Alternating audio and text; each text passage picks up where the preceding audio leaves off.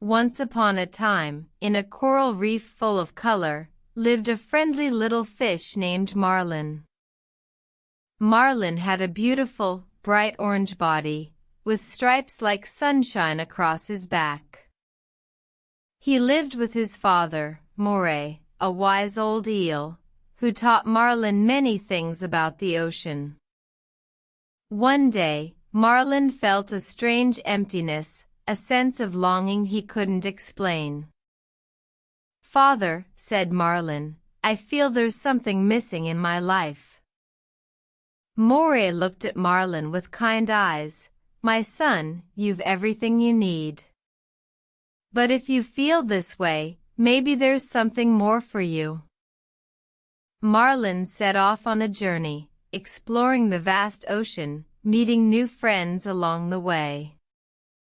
He met Dory, a forgetful blue tang, who became his best friend, helping him remember the way.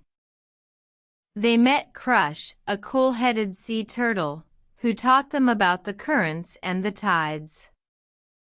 They met a school of fish, led by Nemo, a young clownfish, who shared stories of his adventures.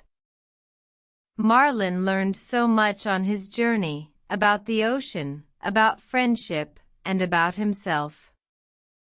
He realized that what he was looking for was not something he lacked, but something he could give: friendship. In the end, Marlin returned to his home, a changed little fish, filled with a new sense of purpose.